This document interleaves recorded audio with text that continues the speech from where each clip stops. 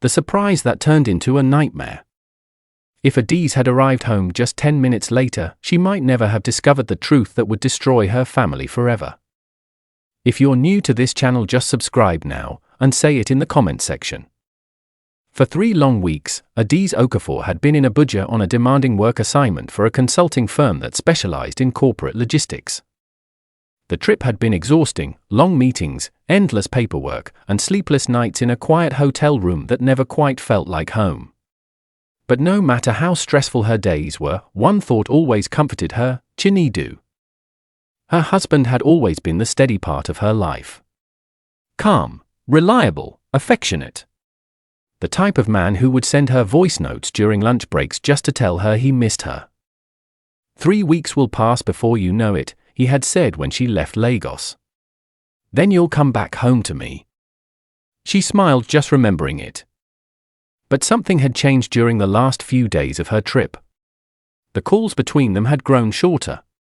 The warmth in his voice had faded slightly, like music playing from another room. At first she told herself it was nothing. People get busy. Still, the uneasiness lingered quietly in the back of her mind. 2 days before her scheduled return, Adaeze suddenly made a decision. She would come home early. It started as a playful idea while she sat alone in her hotel room that evening. Her work had finished faster than expected, and the thought of spending 2 extra days alone in Abuja felt pointless. Why not go home? Better yet, why not surprise Chinedu? The idea excited her immediately. She imagined walking through the door and seeing the shock on his face. The way his eyes would widen before he pulled her into a tight hug. Maybe they would even go out for dinner that night. Or maybe they would simply stay home, talking and laughing like they always did. Adaeze booked the earliest flight the next morning without telling him. Throughout the flight back to Lagos, she kept smiling to herself. She even stopped at a small gift shop inside the airport terminal after landing. There, she picked up a simple wristwatch for Chinedu, something elegant but not too expensive.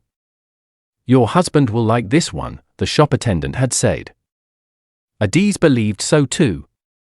By late afternoon, she was in a taxi heading toward their house in Lekki. Lagos traffic crawled as usual, but Adaeze didn't mind. She spent the time scrolling through old photos on her phone, pictures from their wedding, birthdays, and lazy Sundays spent watching movies together. The driver finally turned into their quiet street just as the sun began to set. Her heart started beating faster. Home. The taxi stopped in front of the house, and Adaeze stepped out with her suitcase, inhaling the familiar evening air. Everything looked normal. The white gate. The small garden Chinedu had planted himself. The balcony where they sometimes sat late at night talking about the future. She paid the driver, dragged her suitcase through the gate, and unlocked the front door. The house was unusually quiet. "Ada, be careful," she whispered jokingly to herself. "Don't ruin the surprise." She imagined Chinedu somewhere upstairs, maybe in the bedroom or taking a nap. Adaeze gently closed the door behind her and slipped off her shoes. "Chinedu," she called softly. No response. She smiled. Good. That meant the surprise was still intact. She rolled her suitcase quietly across the living room floor. Then she noticed something that made her stop walking. A pair of high heels sat neatly beside the staircase. Adaeze frowned slightly. They were black stilettos with a silver strap across the front. She had seen those shoes before. Many times. They belonged to someone she knew very well. Her senior sister. Ngozi. Adaeze stared at the heels for several seconds. Her mind immediately began forming explanations. Maybe Ngozi had visited earlier. Maybe she had forgotten them. Maybe. But then another thought interrupted. Why would Ngozi leave her shoes here? And why would Chinedu not mention that she had visited? A faint chill crept down Adaeze's spine. She shook her head quickly, trying to dismiss the uneasy feeling. "Don't start imagining nonsense," she muttered. Ngozi was her sister. Her own blood.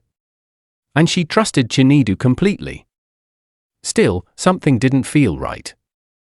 Adaeze picked up her suitcase again and started toward the staircase.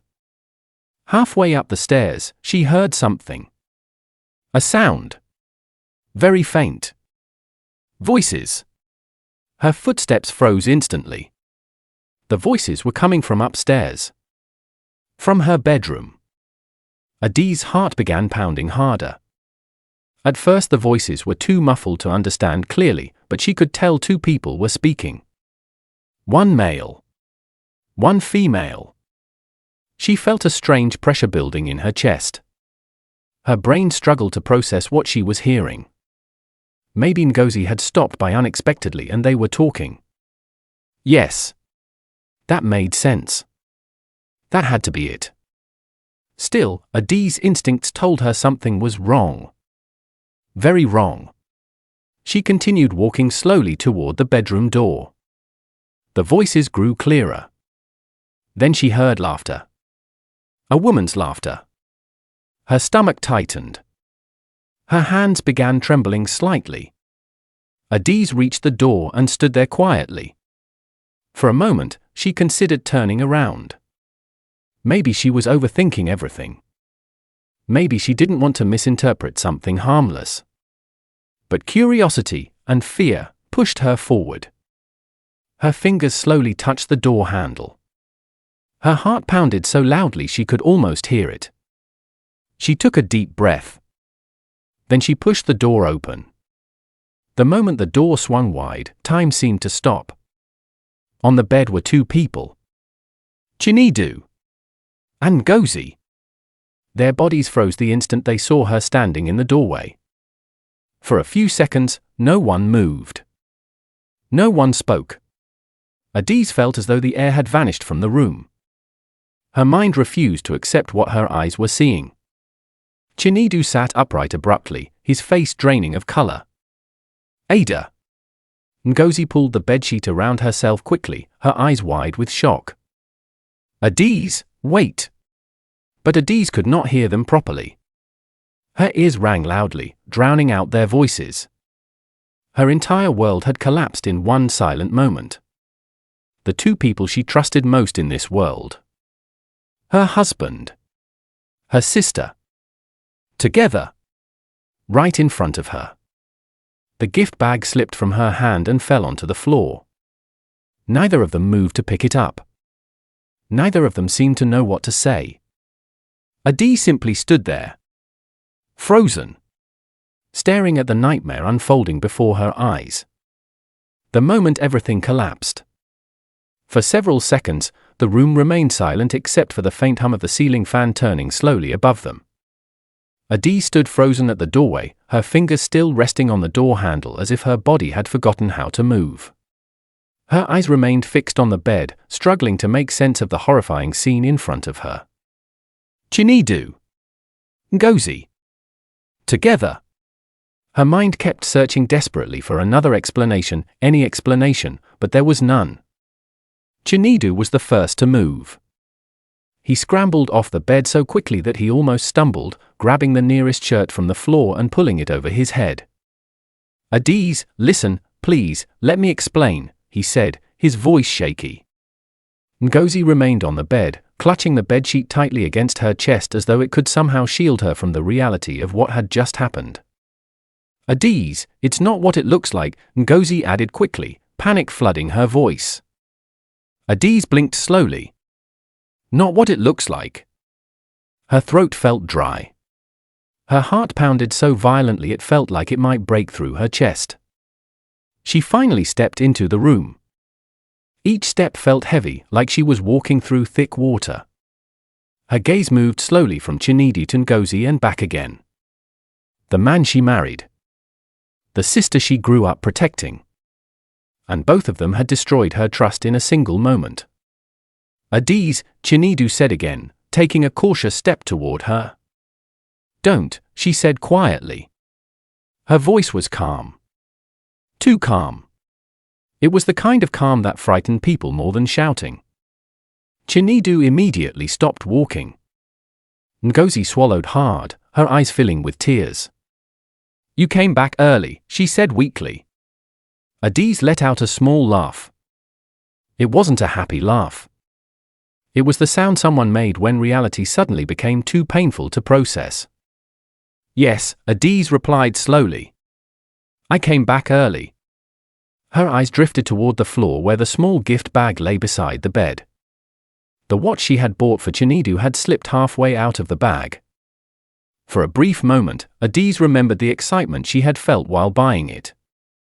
She had imagined him smiling. Now the sight of it made her stomach twist. Chinedu followed her gaze and his face tightened with guilt. "Adaeze, please, just listen to me," he said urgently.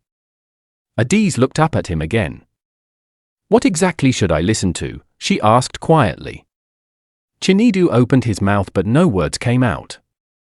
Ngozi suddenly stood up from the bed, wrapping the bedsheet around her body like a makeshift dress. "Adaeze, please don't misunderstand," she said quickly. Adaeze turned her head slowly toward her sister. "Don't misunderstand," she repeated. Ngozi nodded rapidly. "Yes, this isn't how it seems."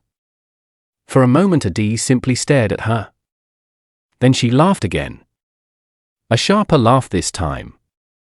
"Oh really?" Adaeze said. "Because from where I'm standing, it seems very clear." Ngozi wiped her eyes with trembling fingers. "Chinedu and I were just..." "Just what?" Adaeze asked. Ngozi hesitated. Her mouth opened but no explanation formed. The silence that followed was unbearable. Chinedu ran a hand through his hair nervously. "Adaeze, please, we didn't plan for this to happen." The words slipped out before he could stop them. The moment he said it, he realized the mistake. Adaeze's eyes hardened instantly. "You didn't plan for this to happen," she repeated slowly. Chinedu froze. Ngozi shot him a furious glance. "Why would you say it like that?" she whispered harshly. "Because it's the truth." Chinedu snapped back. "Truth?" Ngozi said incredulously. "You're talking about truth now?" Adaeze watched them both carefully. Something about the way they were arguing suddenly made the situation feel even worse. It wasn't just betrayal. It was chaos. It was secrets. And she was standing in the middle of it. Chinedu turned back toward Adaeze desperately. "Baby, please, it's complicated." Adaeze's expression didn't change. "Don't call me that," she said. The words cut sharply through the air. Chinedu lowered his eyes. Ngozi stepped forward again. "Adaeze, listen, I swear I didn't mean for things to get this far," she said. Adaeze tilted her head slightly. "Things?" she asked. "What things?" Ngozi hesitated. Chinedu spoke before she could. "It started months ago," he said quietly. Adaeze looked at him. "Months," she repeated. Her heart sank deeper. "Months. Not a mistake. Not a moment. Months." Ngozi quickly shook her head. "Don't twist the story," she snapped at him. Chinedu turned to her angrily. "Then tell her the truth." "The truth?" Ngozi said, her voice rising. "You're the one who started everything." Adaeze raised a hand slowly. "Stop." Both of them immediately fell silent. Her chest rose and fell slowly as she tried to steady her breathing. For a moment she looked around the room. The same room where she and Chinedu had built their life together. The same bed where they had whispered dreams about the future. Now it felt like a stranger's house. Adaeze walked slowly toward the wardrobe and picked up the watch gift bag from the floor. She held it for a second. Then she placed it gently on the bedside table. Neither Chinedu nor Ngozi spoke. Finally Adaeze turned toward the door. "I don't want to hear anything right now," she said quietly. "Adaeze, please," Chinedu started. She paused at the doorway but did not turn around. "I said I don't want to hear anything." Her voice carried a quiet authority that made both of them stop talking immediately. She stepped out of the room and walked down the hallway. Each step felt strangely distant, like she was watching someone else move. Behind her, she could hear muffled whispers between Chinedu and Ngozi. But she didn't stop. She didn't look back. When she reached the living room, she sat down slowly on the couch. The house was silent again. But the silence felt completely different now. It was heavy. Painful. Unbearable. Adaeze stared at the wall in front of her. Her mind replayed the scene over and over again. Chinedu. Ngozi. The bed. The shock on their faces. She pressed her palms against her temples. How had everything gone so wrong? When had it started? Had they been laughing together behind her back for months? Had everyone else known except her? A tear rolled slowly down her cheek. She wiped it away quickly. Upstairs, a door closed. Footsteps moved around. But Adaeze remained seated. Motionless. The house that once felt like home now felt like a place filled with strangers. And for the first time since she walked through the door that evening, one terrifying thought settled fully in her mind. Her marriage might already be over. The shocking truth Chinedu revealed. The night dragged on slowly, each minute stretching into what felt like hours. Adaeze remained seated on the living room couch long after the sun had disappeared and darkness settled over the house. The soft yellow glow of the standing lamp beside her barely illuminated the room, casting long shadows across the walls. Upstairs, she could occasionally hear faint movements, footsteps, a door opening, whispers. But she refused to go back up there. The bedroom no longer felt like a place she belonged. Her mind kept replaying the scene again and again. Chinedu's shocked face. Ngozi clutching the bedsheet. The heavy silence. The betrayal. Adaeze leaned forward, resting her elbows on her knees. Her head throbbed from the storm of thoughts swirling inside it. Part of her wanted to scream, to cry, to throw something across the room. But another part of her felt strangely numb. Eventually, the sound of footsteps on the staircase broke the silence. Adaeze didn't look up. She already knew who it was. Chinedu appeared at the bottom of the stairs, his movement slow and cautious. He had changed into a simple t-shirt and sweatpants, but his face looked pale and exhausted. He stood there for a moment, unsure whether he should approach. Adaeze, he said softly. She didn't respond. He took a few steps closer. Ada, please, we need to talk. Still, she remained silent. Chinedu swallowed nervously before sitting on the armchair across from her. The distance between them felt enormous, like two strangers forced to sit in the same room. Adaeze, I know what you saw, he began carefully. That finally made her lift her head. Her eyes met his. What I saw, she repeated slowly. Chinedu rubbed his palms together anxiously. Yes, but things are not as simple as they looked. Adaeze stared at him in disbelief. For a moment, she almost laughed again. Not simple, she said quietly. Chinedu, I walked into our bedroom and found you in bed with my sister. Her voice remained calm, but every word carried a heavy weight. What exactly is complicated about that? Chinedu looked down at the floor. Adaeze, this situation started months ago. She crossed her arms. I heard that part already. He took a deep breath. When Ngozi lost her job and came to stay with us, everything was normal at first, he said. She was depressed. She barely spoke to anyone. I felt sorry for her. Adaeze listened silently. He continued. But after some time, things started changing. She began creating tension between us. Adaeze frowned slightly. What do you mean? Chinedu hesitated before answering. She would tell me things about you. Adaeze's eyes narrowed. What things? He looked uncomfortable. She said you were unhappy in the marriage. Adaeze blinked. What? She told me you had complained to her about me, Chinedu continued. That you felt trapped. That you were only staying because of family expectations. Adaeze stared at him as if he had just spoken a foreign language. That's a lie, she said firmly. Chinedu nodded slowly. I know that now. A bitter silence followed. Adaeze shook her head. So you believed her? At first, I didn't know what to believe, Chinedu admitted. She's your sister. I thought maybe you told her things you didn't feel comfortable telling me.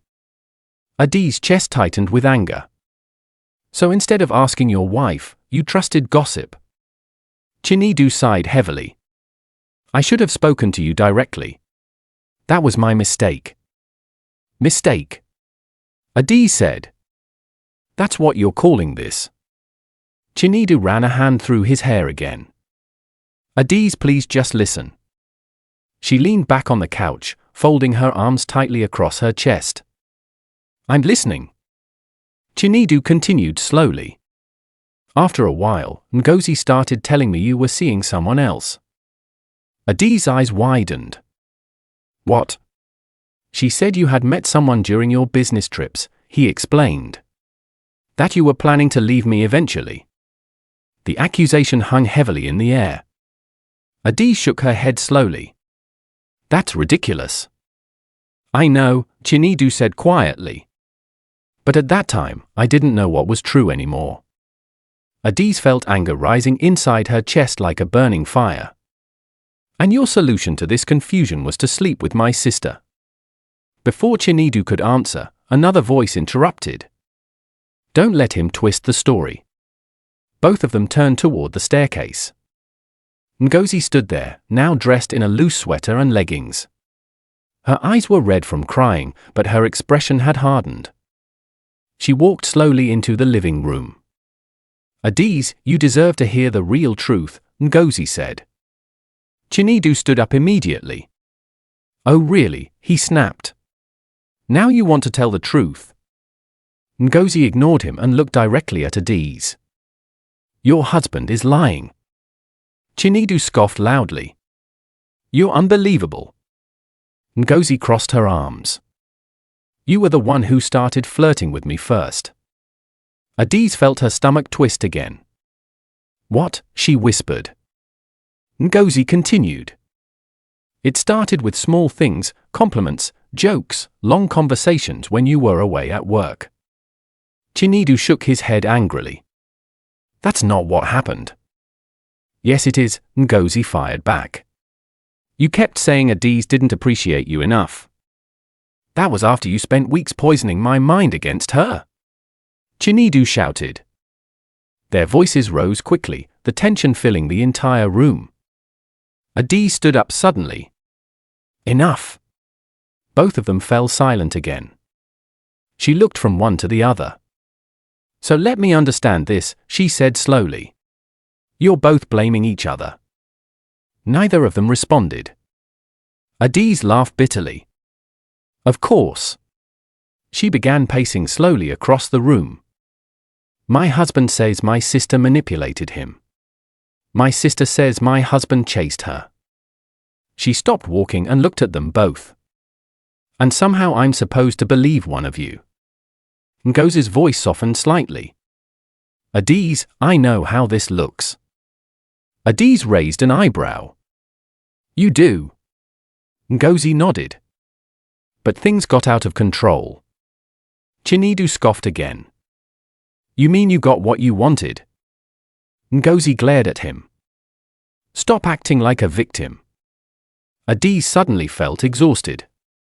Every word they spoke seemed to dig the knife deeper into her heart.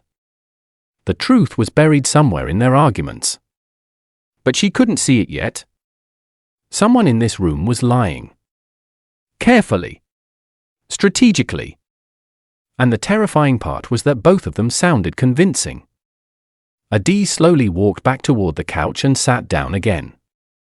Her mind was racing. Two people she trusted completely were now strangers standing in front of her. One of them had started this nightmare. But she still didn't know which one. And the worst part was realizing that the truth might be far more complicated than she ever imagined. The secret Adaeze discovered. That night felt longer than any night Adaeze had ever experienced.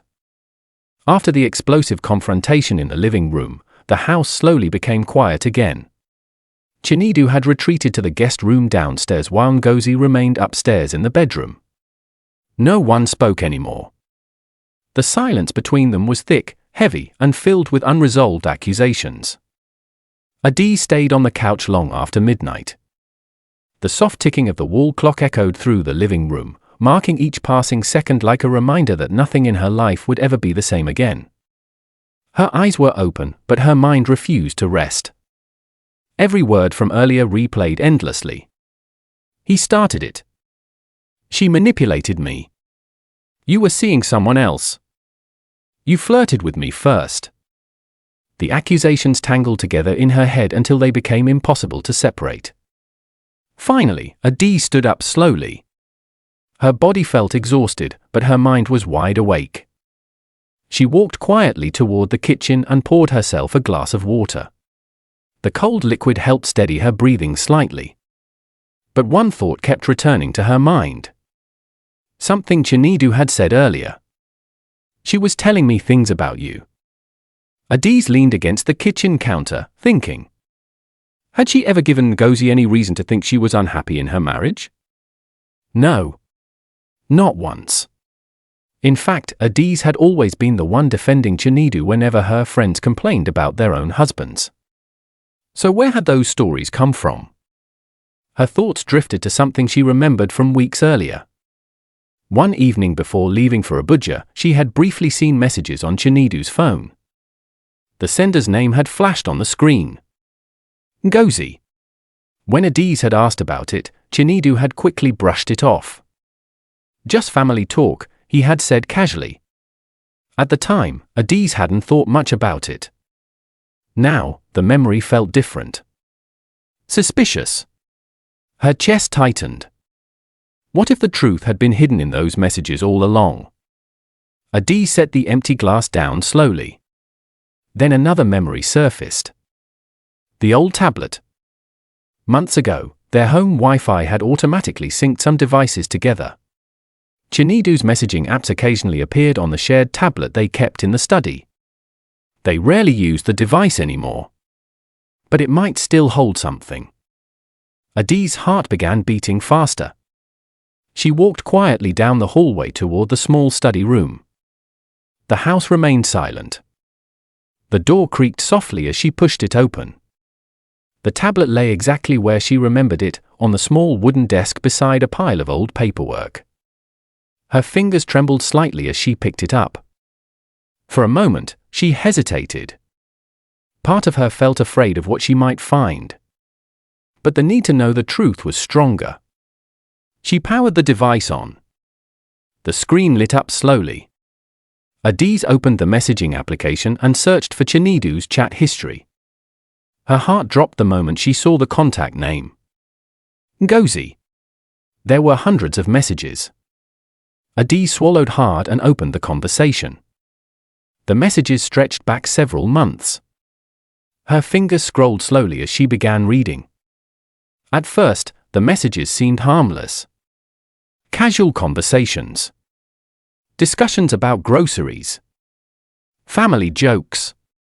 But as the weeks passed, the tone gradually changed.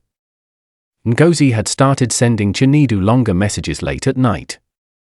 Complaints about her life. How difficult things had been since losing her job. How lonely she felt. Chinedu's responses had been sympathetic. Comforting. Encouraging. Adaeze continued scrolling. The conversation slowly became more personal. Ngozi began talking about Adaeze. Small criticisms. She's always so busy. Sometimes I think she takes you for granted. She never notices how much you do for her. Adaeze felt her chest tighten. She kept reading. Chinedu's responses at first defended his wife. But over time, his tone began shifting. Maybe subtly. Maybe gradually. But it changed. You might be right. Work has been stressful for her. Sometimes I feel invisible. Adeeze's hands trembled as she scrolled further. The messages became longer. More emotional. Ngozi began sharing stories about her own failed relationships. About men who had betrayed her. About how lonely she felt living in the house with them. Then one message stood out. It had been sent late at night. Ngozi, sometimes I wish someone would look at me the way you look at Adeeze. Chinedu had taken several minutes before replying. His message was short. But she's my wife. Adeeze stared at the screen. Her heart pounded harder. She continued scrolling. Weeks passed within the conversation. Ngozi's messages slowly became more flirtatious. Subtle compliments. Playful jokes. Emotional confessions. And then one night, something changed completely. Ngozi had sent a message that made Adeeze's stomach drop. I know it's wrong, but sometimes I feel like you understand me more than anyone else. Chinedu's reply came several minutes later. Maybe we should stop having these late-night conversations. Ngozi responded almost immediately. Or maybe we should be honest about what's happening. Adeeze felt a wave of nausea. She continued scrolling. The conversation after that night became more intense. More dangerous. They began discussing how complicated their feelings had become. Chinedu repeatedly insisted that nothing could happen between them. But the emotional tension was obvious. Adeeze kept reading until she reached messages from just a few hours earlier. Her breath caught in her throat. The final message from Ngozi read, Adeeze won't be back until Friday. Come upstairs tonight. We need to talk about us. Adeeze stared at the screen in disbelief. Her mind tried to process the words. Then she looked at the time stamp. It had been sent barely 3 hours before her flight landed in Lagos. A heavy realization settled over her. The situation she had walked into earlier hadn't been an accident. It had been planned. Carefully. Deliberately. Adeeze slowly set the tablet down on the desk. Her entire body felt cold. The truth was now clearer than it had been before. But it was also far more painful. Because the messages revealed something she had not expected. The person who pushed the relationship toward that final moment was not who Adeeze originally thought. And now that she knew the truth, only one question remained in her mind. What would she do with it? The decision that changed everything. Morning arrived quietly, but the tension inside the house had not disappeared. Soft sunlight slipped through the living room curtains, casting pale streaks across the floor where Adeeze had spent most of the night awake. She had not slept for more than a few minutes at a time. Every time her eyes closed, images from the previous evening returned immediately.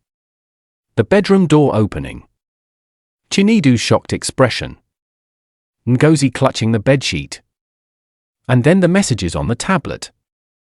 Adeeze sat upright on the couch, her face calm but pale. The tablet rested on the small coffee table in front of her. She had read the conversation between Chinedu and Ngozi 3 times during the night. Each time, the same conclusion became clearer. The truth was no longer confusing. The truth was simply painful. Upstairs, footsteps moved across the hallway floor. Moments later, Ngozi appeared at the top of the staircase. She hesitated before walking down slowly. Her eyes looked swollen from crying, and her movements were careful, almost fearful. When she reached the living room, she stopped. Adeeze, she said softly. Adeeze did not respond immediately. She simply looked at her sister for several seconds. The woman standing there was someone she had admired for most of her life. As children, Ngozi had always been the confident one, the older sister who protected her at school, the one who offered advice whenever Adeeze faced problems. Now she looked like a stranger. Sit down, Adaeze said calmly. Ngozi obeyed without arguing, lowering herself into the chair across from the couch. Silence filled the room again. A moment later, another pair of footsteps approached. Chinedu stepped into the living room, his face tense. He noticed Ngozi sitting there and then looked toward Adaeze. No one spoke. Adaeze gestured toward the empty chair beside Ngozi. You too, she said. Chinedu hesitated before sitting down. The three of them remained quiet for several seconds. The tension in the room was thick enough to feel. Finally, Adaeze leaned forward and picked up the tablet from the table. Both Chinedu and Ngozi noticed it immediately. Their expressions changed. Fear. Guilt. Realization. Adaeze placed the tablet back on the table, turning the screen so both of them could see it. I couldn't sleep last night, she said quietly. Chinedu's throat tightened. Ngozi's eyes dropped to the floor. Adaeze continued calmly. So I decided to look for answers. She tapped the screen gently. I found them here. Neither Chinedu nor Ngozi moved. The room felt completely still. Adaeze pressed play on the screen recording she had prepared earlier. The conversation between Chinedu and Ngozi began scrolling slowly across the display.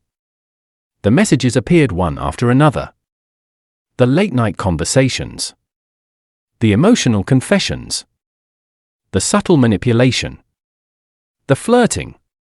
And finally, the message that had invited Chinedu into the bedroom hours before Adaeze returned home. The silence in the room became suffocating. Ngozi's breathing grew uneven. Chinedu stared at the screen without blinking. When the final message appeared, Adaeze stopped the recording.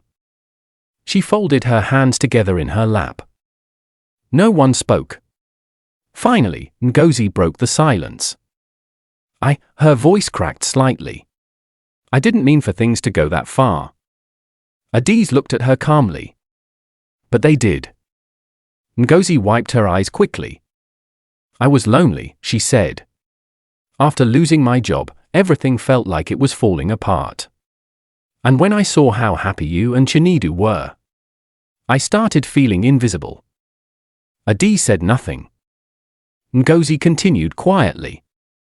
I didn't plan to destroy your marriage. I just wanted someone to care about me. Chinedu finally spoke. But you lied to me, he said. Ngozi turned toward him. You lied too, she replied.